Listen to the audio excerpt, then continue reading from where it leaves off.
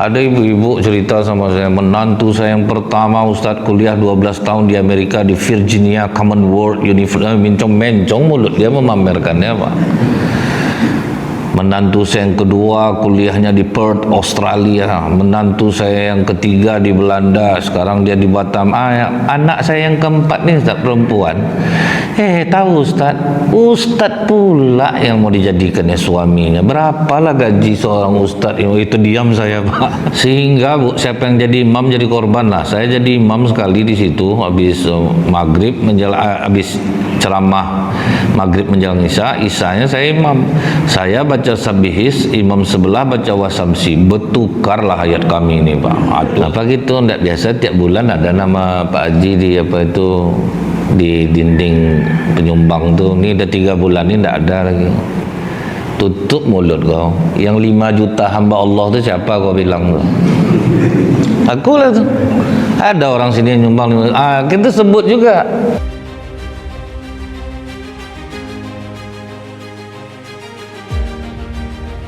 Senantiasa kita mengucapkan alhamdulillahirabbil alamin, bersyukur kita kepada Allah atas nikmat iman ini.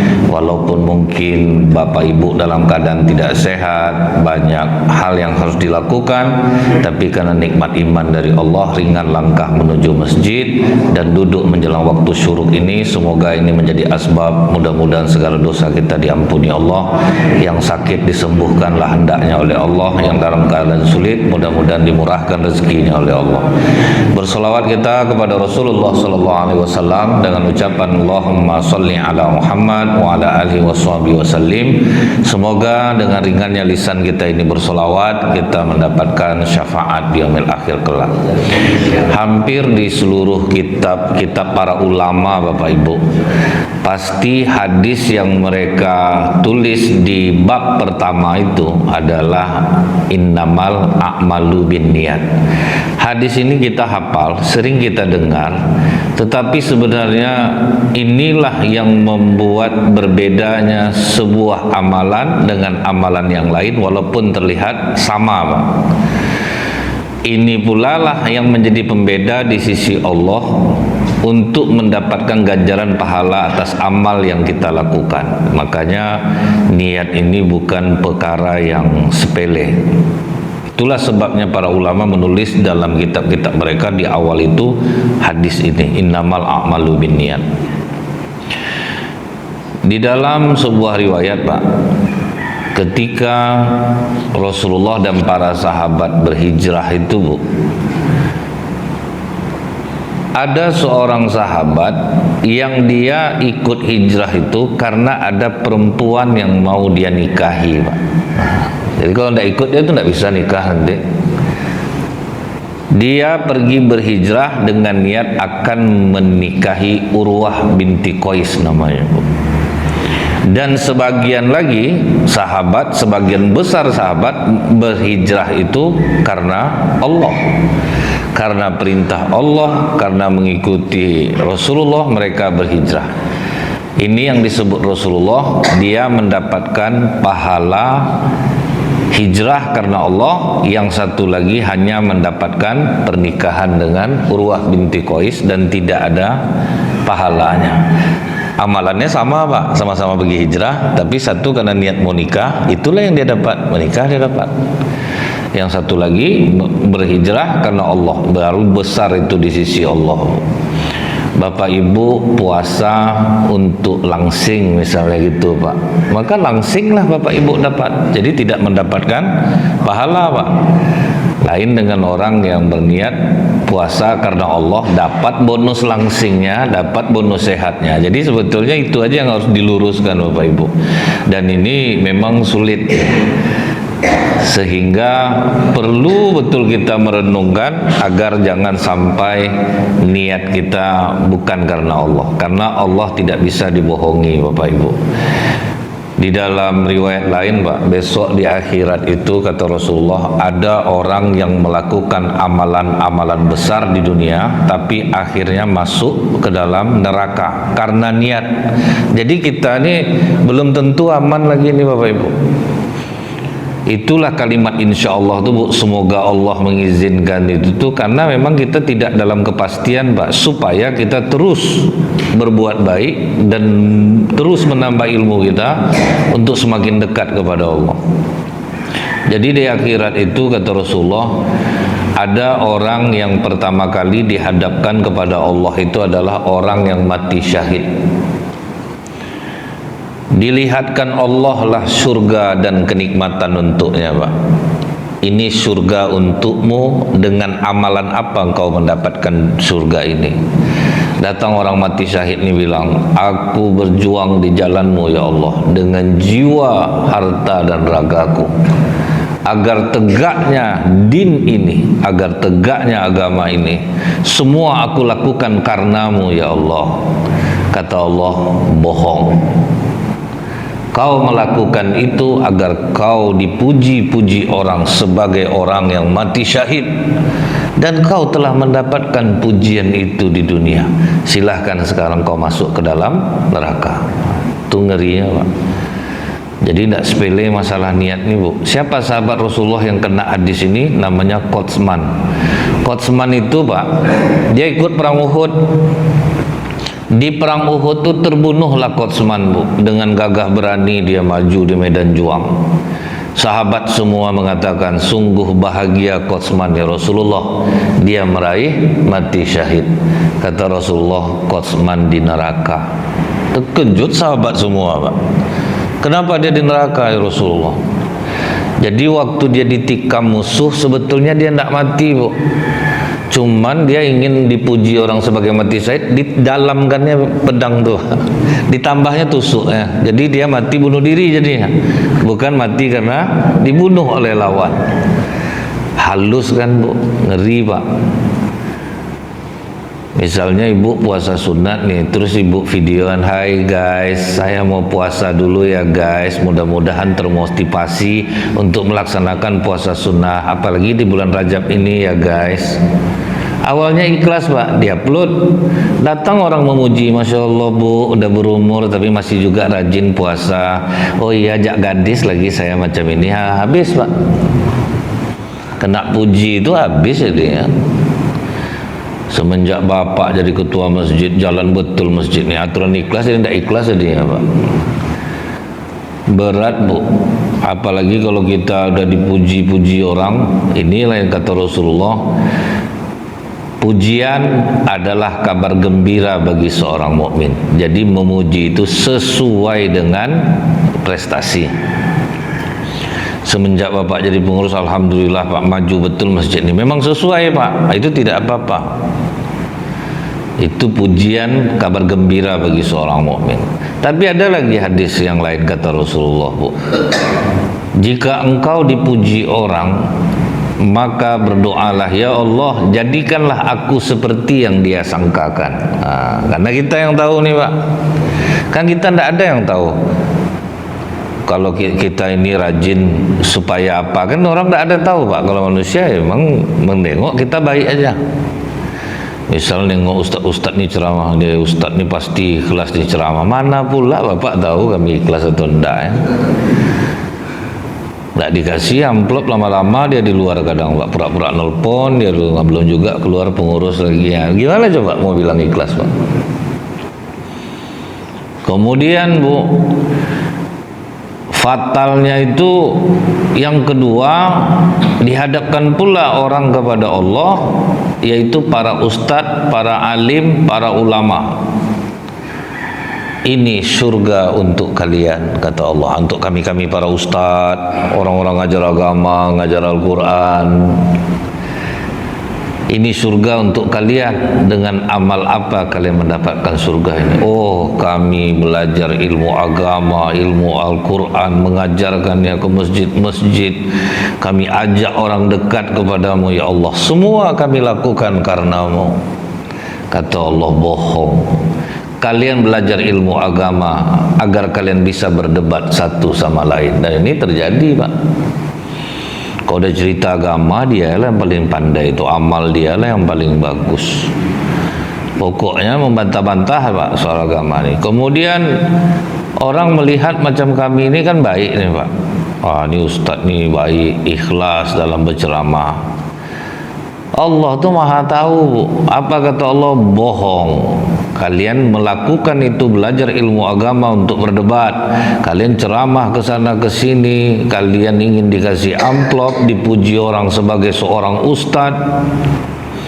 Begitu kalian dapat amplop, kalian masuk kamar mandi, kalian buka, kira isi sikit, tak mau kalian datang lagi. Ini misalnya nih Pak. Masuk kalian ke dalam neraka. Selesai Pak. Jadi ustaz pun jangan sok-sok lah lagi Pak. Allah tidak bisa dibohongi. Itulah ngerinya perkara niat nih Pak. Makanya kata orang, Bu, kalau Islam ni hanya mengajarkan sekedar solat, puasa, baca Quran, ya anak PAUD pun pandai Pak. Tapi berilmu dalam beribadah nih Pak.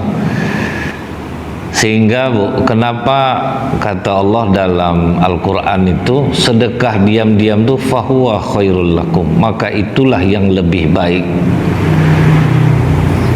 Kemudian walaupun sedekah terang-terangan boleh, tapi sedekah sembunyi-sembunyi itulah yang paling baik. Ketika bumi diciptakan oleh Allah,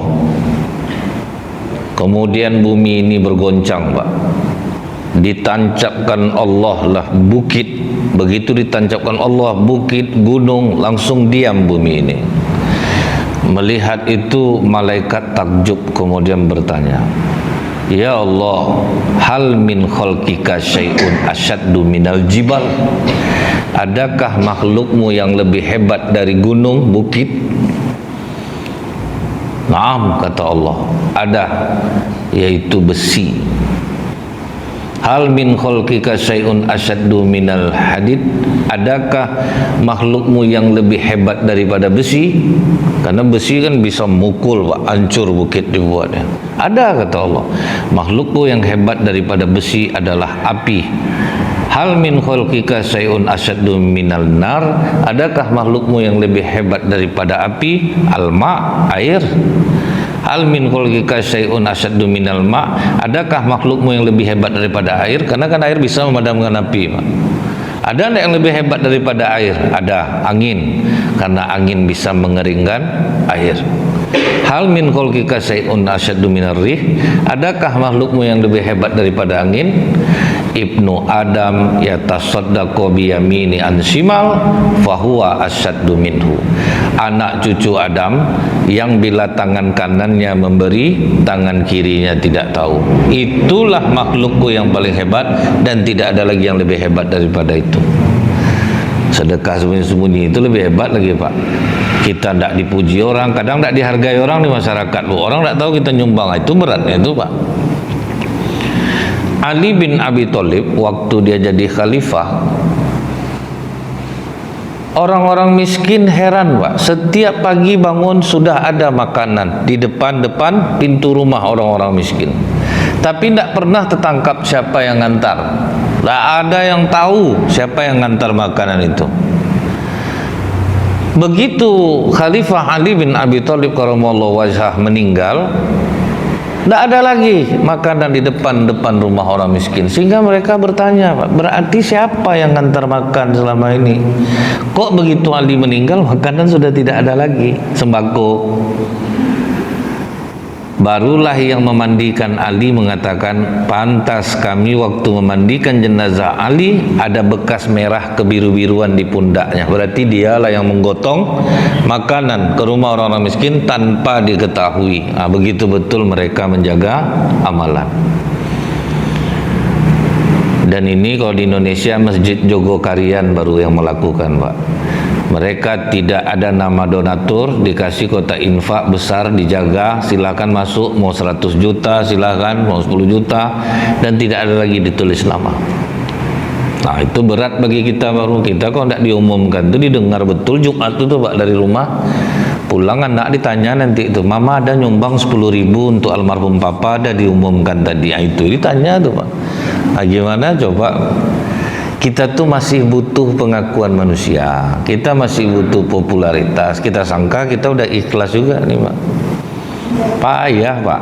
Tapi jangan pula kita takut, ini pula lah yang mensupport kita untuk mengamalkannya. Dia amalan nih Pak, dia berat karena sebelum dibuat. Kalau sudah dilaksanakan Pak, terasa keajaiban itu akan menjadi mudah. Macam Bapak Ibu lah, sholat berjamaah subuh nih. Bagi orang beratnya minta ampun nih Pak. Bagi Bapak ringan, karena Bapak Ibu sudah mendapatkan keajaiban dari amalan itu. Misalnya kalau saya mengupas hadis tentang kalau orang dekat masjid, tinggal di masjid, tidak dia ke masjid, apa kata Rasulullah, sallimu alal yahudi wan nasara wa la tusallimu alal yahudil ummati.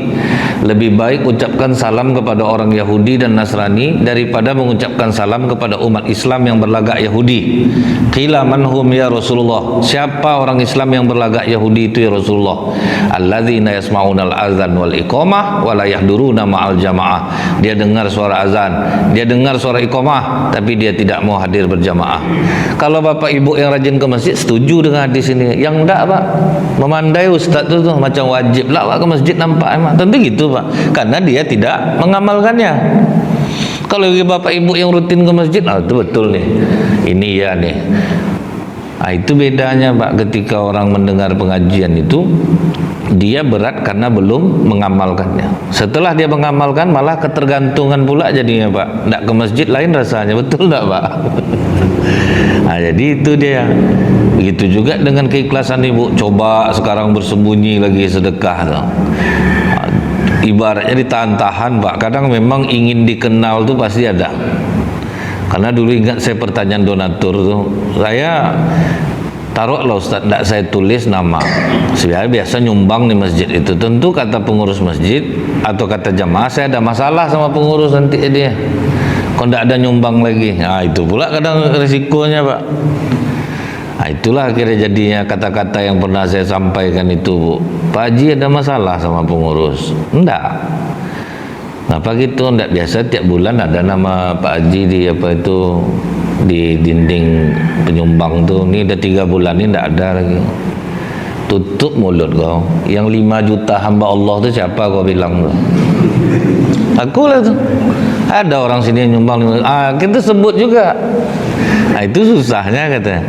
Jadi memang harus bertahap dulu Bapak Ibu kan. Ini supaya saya ingin kita tuh menjadi orang yang rendah hati, agar jangan kita merasa amalan kita ini sudah ikhlas karena Allah. Saking tersembunyinya ikhlas itu Bapak Ibu, dalam surah Al-Ikhlas saja tidak ada kalimat ikhlas Pak. Itu saking tersembunyinya ikhlas itu. Jadi ustadz-ustadz pun ternyata tidak aman. Jadi nanti di PHP sama Allah Pak, dikasih harapan palsu oleh Allah. Ini surga untuk kalian. Dengan amal apa kalian mendapatkan ini? Oh kami ceramah kemana-mana. Rupa tidak ada nilainya di sisi Allah Pak. Yang ketiga, orang yang dermawan. Udah mau masuk surga dia Pak, ditahan Allah, kemudian ditunjukkan Allah surga untuknya. Ini surga untukmu. Oh, udah senang hati ya nengok surga itu. Dengan amal apa kalian mendapatkan surga ini? Oh, kami menyumbang ini, tidak ada hitung-hitungan ya Allah. Asal untuk pembangunan masjid, untuk musola, untuk pendidikan, kami selalu memberikan sumbangan, kami ikhlas karenamu. Maka kata Allah, kalian bohong. Kalian tuh banyak menyumbang supaya kalian dicap orang sebagai orang yang dermawan, supaya kalian didengar orang. Pendapat kalian aja lah yang betul. Makanya banyak orang yang seperti ini, kalau udah banyak nyumbang di masjid, macam dia yang punya masjid tuh Pak. Nah itu yang kejadian jadinya banyak. Saya pernah menengok dermawan yang sembunyi Bu, tidak pernah ikut campur di rapat tuh Pak. Tapi orang tahu dia penyumbang terbesar, duduk diam ya. Rapat orang, tapi kalau yang satu lagi banyak nyumbang macam dia punya masjid tuh Pak. Sampai ngawas tukang dia, apa dia semuanya. Jadi ada nampak kita perbedaan kadang, oh iya beda ya, pantas Bapak ini lebih teduh, yang ini lebih ketidaknya gitu, karena dia menyumbang untuk kepentingan kepuasan jiwa dia, agar dia dipuji orang, dihormati orang, dihargai orang. Padahal tanpa dia mengharapkan itu, secara otomatis masyarakat pasti memuji dia, kalaupun dia tidak mengharapkan Pak ya, orang dermawan pasti dipuji orang, itu udah jelas, karena Rasulullah mengatakan orang yang rajin sedekah itu dekat kepada Allah, dekat kepada manusia, dekat kepada surga. Selesai Pak, orang pasti akan menghormatinya. Saya ingat ada masjid di Pekanbaru nih Bu, 80% bapak tuh yang nyumbang memang di masjid tuh. Memang salut kita Pak ya, tidak ada hitung-hitung kalau soal masjid, dan dia sangat dihargai di masyarakat dan orangnya biasa aja Pak. Nah mulai berubah itu, itulah hebat iblis tuh. Iblis ini kan tidak tidur dia Pak. Imam masjid ini ganteng Bu. Kata bapak ini, bisa imam ngajar anak perempuan saya ngaji? Oh bisa Pak Ji. Mulailah imam nih ngajar, karena dia nih ganteng, naksirlah anak bapak nih Pak. Begitu anak bapak nih naksir ke imam nih, bapak nih tidak setuju karena dia menganggap imam itu orang rendahan. Jadi jangan dikira Bu ya, orang akan menganggap orang yang berilmu dalam agama, rajin ibadah itu kadang derajatnya rendah di mata orang-orang yang pencari duniawi Pak. Ada ibu-ibu cerita sama saya, menantu saya yang pertama Ustadz kuliah 12 tahun di Amerika, di Virginia Commonwealth University, mencong-mencong mulut dia memamerkannya Pak. Menantu saya yang kedua kuliahnya di Perth, Australia. Menantu saya yang ketiga di Belanda, sekarang dia di Batam. Anak saya yang keempat nih Ustadz perempuan. Tahu Ustadz pula yang mau dijadikannya suaminya. Berapalah gaji seorang Ustadz? Itu diam saya Pak. Ibu ini lupa dia ngomong sama orang yang memang seperti itu gitu. Jadi ternyata memang dianggap rendah Pak. Jadi belum tentu orang yang rajin-rajin ke masjid itu akhiratnya itu lebih kuat. Belum tentu lagi. Banyak yang masih memandang dunia itu lebih besar. Sehingga dermawan ini ngomong sama ketua masjid, berhentikan imam tuh, kalau tidak saya hentikan sumbangan di masjid ini. Itulah Pak. Kata ketua masjid, maaf Pak Haji, imam kita tidak ada salah dalam pekerjaannya, jadi kami tidak bisa memberhentikannya. Wah, independen pula ketua masjid ini. Langka orang ini Pak, yang macam itu tuh. Biasanya iyalah Pak Haji, iyalah kami berhentikan dia. Maka kadang ada macam dermawan ini Bu, macam dewa dia masuk masjid tuh Pak. Itu kadang saya sedih saya nengok ya. Takut orang. Dia 3 tahun setelah pensiun baru ke masjid Pak. Dulu tidak pernah, itu dibawanya gaya kadis dia Pak, gaya kepala dinasnya dibawa ke masjid jadinya Pak. Dia jadi bosnya di masjid itu, dia jadi kadisnya. Ada yang jadi wali kota dalam masjid itu Pak kan. Ketawa saya tuh Bu, dia nampak tuh Pak, ngeri betul orang, karena berharap sumbangan dari dia nih Pak yang diharap orang. Tapi ketua satu ini hebat ya.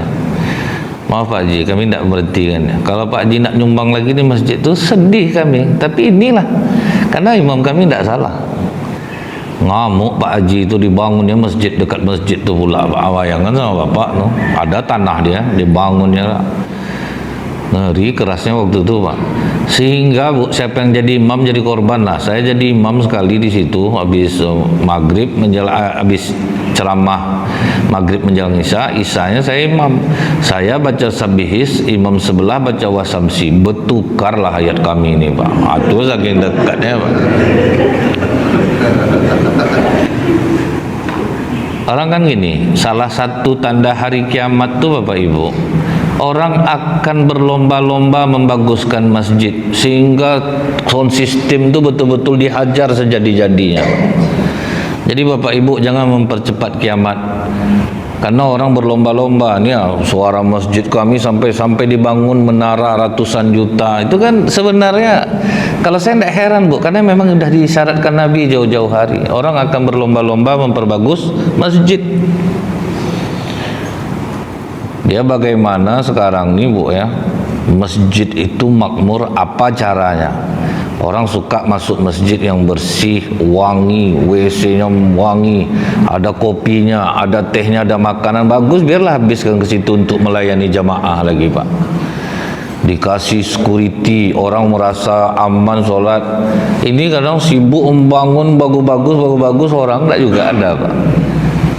Bagus macam Masjid Jogokarian tu Pak. Masjid-masjid kampung, habis subuh makan, habis zuhur makan, betul-betul dihabiskannya duit umat ke umat balik Pak, dikenyangkannya orang. Di parkirannya apa tulisannya Bu? Hilang sepeda motor Bapak Ibu, hilang mobil Bapak Ibu, kami ganti baru. Nah, berapa keberanian pengurus tuh Pak? Hilang sendal, kami ganti dengan merek yang serupa. Apa nak nyaman orang sholat? Ini kadang orang ke masjid sampai bawa sendal kiri sama kiri ke masjid Pak, saking khawatirnya. Sampai panik orang maling, awak ke masjid itu kapan perlu bergaya kita Pak. Bawa mobil yang sebagus mungkin, bawa sendal yang sebagus mungkin. Ini takut, ketakutan gitu jadinya. Kadang pikir tuh nih mobil tuh kunci enggak ya, tapi kalau udah ada jaminan itu Pak, jadi uang umat itu boroskan untuk melayani umat balik. Nggak penting lagi apa lagi mau dibangun misalnya. Ini sibuk bangun masjid, sound system dibagus-baguskan, atau mengganggu-ganggu orang lagi Pak, tanpa kita sadari masjid ini udah saling ganggu satu sama lain Pak. Habis saya sholat isya jadi imam tuh saya ngomong sama ketua masjid, berhentilah so-so macam ini Pak Haji. Kalau untuk azan dan iqamah oke lah kita pakai speaker luar, tapi kalau udah imam tuh yang di dalam aja lah lagi. Untuk apalah harus keluar, di masjid rapat sini, terganggu betul saya sholat. Imam sebelah masuk ke saya pun masuk ke dia, sama-sama terdiam kami Pak waktu salah baca tuh. Apa kata ketua masjid? Itu belum seberapa lagi itu Ustaz. Ustaz tahu subuh tadi tak? Imam sebelah bilang Allahu Akbar, rukuk masjid kita. Nah, bayangkan tuh Bapak. Terutama ibu-ibu kan terhalang ini Pak. Disangkanya imam depan juga yang bilang Allahu Akbar. Rukuk Bu. Macam Masjid Agung An-Nur ya Bu ya. Itu tuh banyak yang terganggu semua tuh Pak. Dia dekat semuanya. Masjid Agung An-Nur di atas, di bawahnya Masjid Gunung Merah, di sebelah Masjid Gunung Merah Masjid Nurul Hidayah Pak. Sebelah Nurul Hidayah Masjid Darul Amal. Sebelah Darul Amal Nurul Falah, di atas Nurul Falah ada Nurul Huda. Itu dekat, beda gang Pak. Azab siapa yang jadi imam di sana tuh Pak. Dia membangga-banggakan sound sistemnya masing-masing. Itu ngerinya Bu. Kadang khatib Jumat macam berkelahi tiap Jumat tuh Pak. Dia judul beda-beda Pak. Yang di An-Nur judulnya laki-laki sunnah muakkad sholat berjamaah ke masjid. Datang Masjid Gunung Merah, bohong, tidak pernah Allah dan Rasulnya. Dia lain lah judulnya Pak. Saya tahunya dari tukang parkir Bu, kan orang kita non muslim tuh Pak. Berkelahi ustadznya, saya dengar tadi yang di atas bilang sholat berjamaah, di bawah bilang bohong. Ya judulnya beda-beda. Kata itulah akibatnya Pak, bingung orang mendengar di luar ya dia. Macam tidak sedang khatibnya sama khatib yang lain tuh, itu jadinya Pak kan. Balas-balas dia sedang jadi khatib tuh Bu. Nah, jadi ini gambaran apa Pak ya, bahwa ternyata orang yang dermawan belum tentu dinilai di sisi Allah kalau dia tidak merubah jiwanya ini. Jadi itu ngerinya amal, niat dalam sebuah amal itu Pak. Dia tidak sembarangan. Kemudian di dalam riwayat yang kedua, Rasulullah SAW waktu perang Tabuk, beliau menceritakan kepada para sahabat, setiap kali kita menuruni lembah, ada orang yang di Madinah tinggal, dia ikut bersama kita.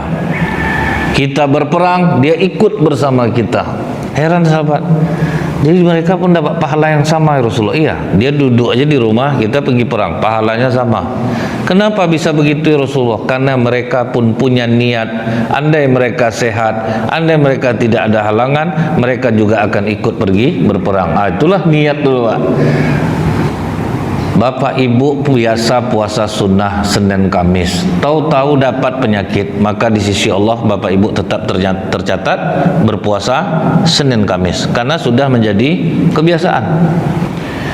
Bapak Ibu sering sholat berjamaah, tidak tahunya karena sakit akhirnya tidak bisa pergi sholat berjamaah lagi Pak, tetap dihitung di sisi Allah sholat berjamaah. Berapa enak itu Pak. Niat tuh. Biasa tahajud malam, rupanya sakit, tetap dihitung Allah tahajud malam. Ini orang perang bu, bertumpu selumuh mati di medan perang sama nilainya dengan orang yang duduk di rumah Pak. Ini dalam hadis ini. Karena apa? Mereka niat pun ingin berangkat, tapi ada uzur. Contoh waktu perang Badar, Utsman bin Affan sangat ingin untuk ikut pergi berperang, tapi di saat yang sama istrinya Ruqayyah, anak Rasulullah SAW, jatuh sakit. Apa kata Rasulullah? Utsman, jaga istrimu. Jadi makanya Utsman termasuk ahli Badar walaupun tidak berangkat Pak.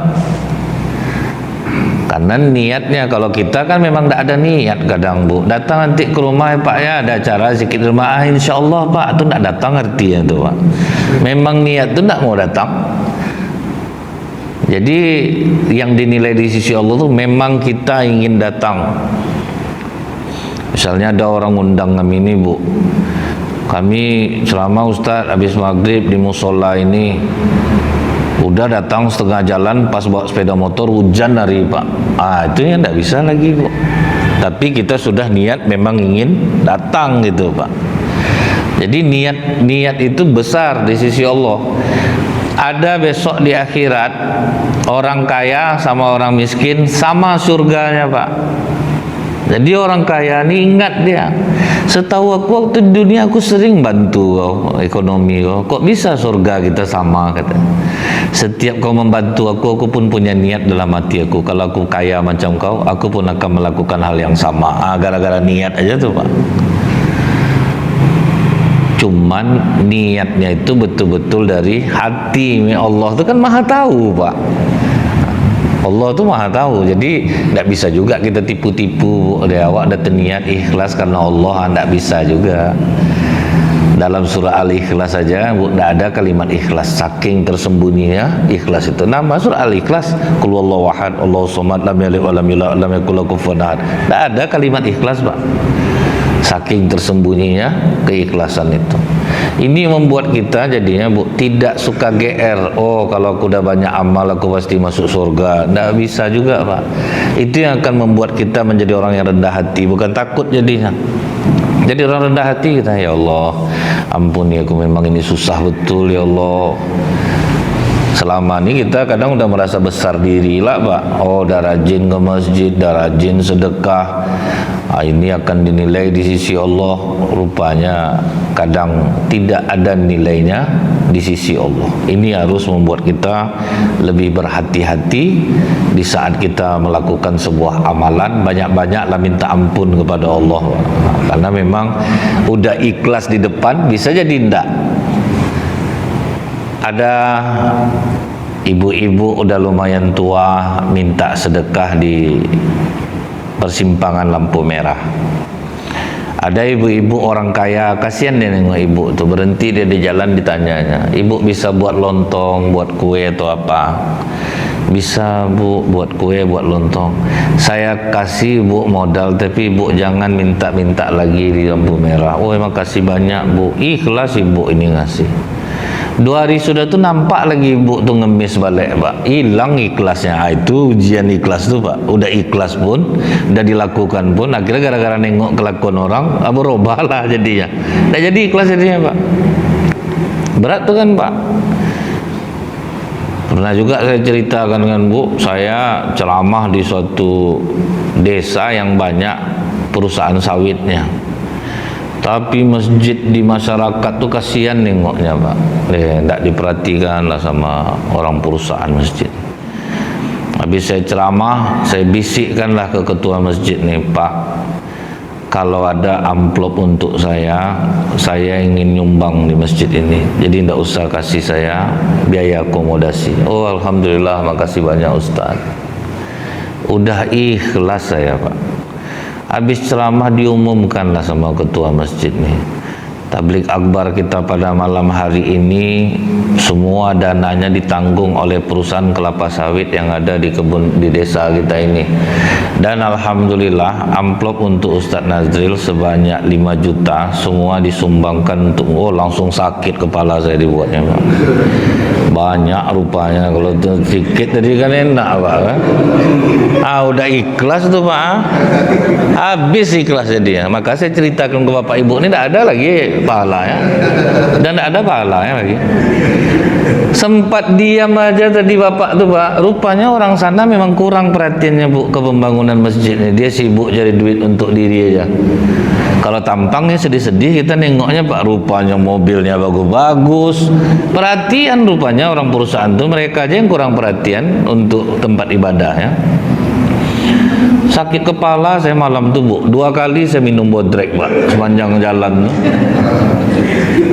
Segitu kalau tahu tadi itu Pak penyesalan tuh. Udah ikhlas tuh, Pak. Selesai ikhlas tuh dibuat. Jadi jangan dibilang mudah, Pak. Kemudian yang berikutnya Bapak Ibu, hadis yang kedua, Islam, iman dan ihsan. Di sini diceritakan ketika Rasulullah dan para sahabat sedang duduk-duduk.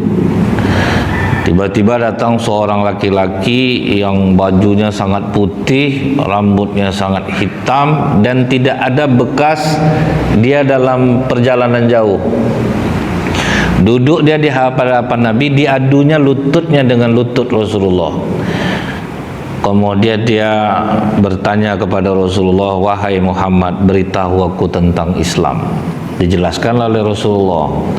Kemudian dia tanya lagi tentang iman, dijelaskan oleh Rasulullah. Ditanya tentang ihsan. Ihsan itu kau beribadah kepada Allah seolah-olah engkau melihatnya. Kalaupun kau tidak bisa melihat Allah, Allah pasti melihat dirimu. Baru dia pergi, dia baru ditanya Rasulullah kepada sahabat, tahu kalian tadi siapa itu? Itu adalah Jibril yang mengajarkan agama kepada kalian. Jadi supaya kalian tahu apa itu Islam, apa itu iman. Jadi, Bu, beribadah kepada Allah seolah-olah melihatnya itu, ini kan kalimatnya sepele, Pak. Sebetulnya ini berat dan sudah kita lakukan. Contoh, waktu kita puasa, tidak ada yang melihat, tidak ada yang tahu. Kalau Bapak minum kan tidak juga ada orang yang tahu, Pak. Tapi semua itu Bapak lakukan karena takut kepada Allah. Itu tanda berarti kita merasa Allah melihat kita. Kalau di makanan, di minuman bisa, Pak. Cuma kalau di duit yang payah macam itu, Pak. Ini ada duitnya, diambil tidak ada yang tahu. Itu ya susah. Tidak usah itu lagi, Bu, ya, yang sepele-sepele aja lah di masjidnya. Ada acara ceramah saya di suatu desa. Di depan meja saya itu ada salak, ada buah lengkeng, ada anggur, ada limau manis yang kecil-kecil itu. Saya tinggal beruduk, hilang, Pak. Pengajian ibu-ibu tersangkanya tidak ada, Bu. Wajah soleha semua, Pak. Siapa yang mau dituduh itu? Itu untuk salak baru tuh, Bu, udah susah nahan iman, Pak. Ada lagi masjid, Bu, kalau dia ada sebulan sekali, masjid itu mengadakan acara makan gulai kambing. Itu gulai kambingnya dijaga, Pak. Saya tanya sama ibu tuh, ngapa dijaga gulai kambingnya? Bawa tupperware ibu-ibu dari rumah, Ustadz, disalinnya nanti tidak dapat orang.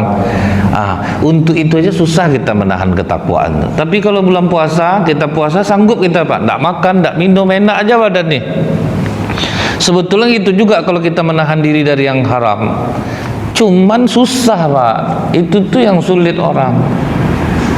Tidak bisa dia nahan, padahal dia udah tahu waktu dia puasa ditahannya makan dan minum tuh enak badannya, lega rasanya. 20 hari orang berpuasa, racun dalam tubuhnya selesai, terasa kita manfaatnya. Begitu juga sebetulnya kita nahan, jangan ngambil yang bukan hak kita, jangan ngolah-ngolah orang. Ini kadang berjual beli, Bu, ini sama bang aja harga segini nih, Bang. Kalau sama orang lain tidak mungkin segini, janganlah tahu orang. Padahal sama orang lain lebih murah lagi kadang, Pak. Kan dia tahu, tidak mungkin kita tanya lah ke orang tuh. Tanya sama apa nih kemarin dia baru beli ya, padahal enggak, kan dia tahu kita enggak kemungkinannya gitu. Sempat dapat orang yang lugu bertanya dia, Pak iya Pak, ke situlah terbuka kadang-kadang tuh Pak. Jadi kita beribadah seolah-olah melihat Allah atau kita tidak melihat Allah, Allah melihat kita, itu yang membuat kuat iman orang ini dia Pak. Mau di depan orang ramai gitu juga imannya, mau dia sembunyi gitu juga imannya. Udah yakin dia kepada Allah, tidak ada yang dia takutkan lagi. Kalau kita ambil contoh dalam hadis Bu, di istana Fir'aun itu dalam sebuah riwayat ada namanya Hanzakil. Hanzakil itu dia beriman kepada Nabi Musa, tapi dia sembunyikan imannya. Istrinya namanya Masitoh. Waktu Fir'aun menghukum para penyihirnya, Hanzakil terlepas bicara. Kenapa kau mesti hukum orang yang menyembah Allah? Nah, di situ ketahuan oleh Fir'aun, Pak. Berarti kau berimannya kepada Musa. Dipelurus saja lagi oleh Hanzakil. Iya, aku beriman kepada Musa. Diikat dia di pohon Bu, disiksa dengan cara memasukkan panah satu-satu, mulai dari tumitnya Pak, ditusukkan. Mau kau menyembah aku enggak? Tidak, ditambah lagi sampai ratusan panah di tubuh dia. Karena menyiksa itu tidak boleh mati ya, itu prinsip Algojo tuh Pak. Jadi lebih baik orang mati aja lah, aku tembak lah aku daripada digini kan dari tapi itulah penyiksaan itu supaya dia mau kembali menyembah Firaun. Tapi dia ihsan, dia tahu Allah melihat dia, dia tahan rasa sakit itu sampai dia mati. Itulah kalau orang sudah ihsan tuh. Kemudian melihat itu menangis Masito. Berceritalah dia kepada istri Fir'aun, Aisyah binti Mumtazim. Sungguh jahat suamimu Ratu, dia hukum suamiku. Kata Aisyah, sembunyikan iman kita Masito, karena aku pun beriman kepada Musa. Langsung terhibur hati Masito, rupanya ratunya pun beriman kepada Nabi Musa. Waktu Masito menyisir rambut sebagian anak Firaun, terjatuh sisir, terucapkan kalimat Allah. Kata anak Firaun ini, siapa Allah itu Masito? Allah itu yang menciptakan langit dan bumi dan segala isinya, termasuk bapak kau tuh. Itu Allah yang menciptakan. Bapak aku aja Tuhan, bapak kau aja ngaku, mana lah dia Tuhan. Akan kuadukan kau kepada bapak kau, ngadulah. Dipanggil Masito ini. Betul apa yang dikatakan anakku Masito, bahwa kau tidak menyembah aku? Betul. Kalau kau mau menyembah aku Masito, bebas kau dari perbudakan, aku berikan kau kekayaan. Apa kata Masito? Tidak, aku tidak akan pernah menyembahmu. Ini yang sulit sekarang nih. Bapak misalnya udah dukung paslon nomor 1 nih Pak, datang paslon nomor 2 dan 3. Pak, pokoknya Bapak pilih nih Pak ya, 10 juta untuk Bapak tiap bulan Pak. Nah, ada langsung Bapak puji-puji itu, gitulah itu Pak. Itu payahnya Pak. Pilihlah Bapak ini. Misalnya macam kami ini Bu ya, banyak juga ngintai Pak, diajak caleg lumayan 1 titik 5 juta kan Pak kan. Wah, pilihlah Bapak kita ini. Hatinya selembut kapas. Kan ini karena itu dia tergantung, pujian itu tergantung berapa besar dapat amplopnya itu Pak. Makin tinggi dia makin besar pujiannya. Berat Pak. Kalau udah kena itu tuh dikasih jabatan, dikasih duit, siapapun itu Bu, bisa berubah pilihan orang dibuatnya. Misalnya yang dulu memaki-maki, yang dulu memuji-muji, bisa membalik semua itu Pak. Dia tergantung berapa besarannya Pak. Ngeri itu. Walaupun kita udah rajin-rajin sholat, ini belum tentu bisa ihsan tuh lagi Pak. Apapun yang terjadi tidak ada, tetap kita takut kepada Allah. Akhirnya apa Bu? Apa kata Fir'aun? Haman, panaskan kuali tembaga besar, didihkan minyak di dalamnya, angkat Masito dan anak-anaknya ke atas, lemparkan anaknya satu persatu. Berat itu Pak, konsekuensi dari sebuah keimanan. Bagaimana Masito, kau mau menyembah aku atau tidak? Tidak. Tarik anaknya yang pertama, menangis-nangis anaknya itu, ibu, jangan takut nak, kita akan bersama di surga. Sakitnya sebentar saja sayang. Dilempar anak yang pertama, menggelepar-gelepar dalam kuali itu. Menangis Masito sejadi-jadinya Bu.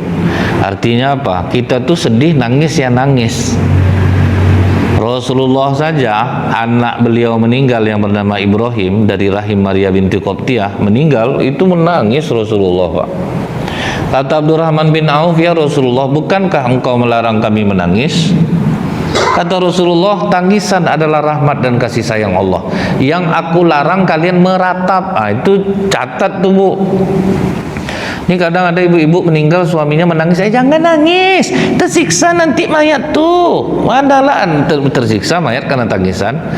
Mayat itu tersiksa karena ratapan. Onde bang, umur aku 34 tahun dulu bang, banyak orang mau sama aku tinggalkan gara-gara abang. Rupa pendek lah umur abang, bangun bang. Itu yang tersiksa mayat tuh. Kalau nangis tidak ada tersiksanya, Pak. Nangislah. Jangan gara-gara kita kuat ibadah tidak mau kita nangis, padahal nangis itu sudah diciptakan Allah untuk melegakan jiwa, Pak.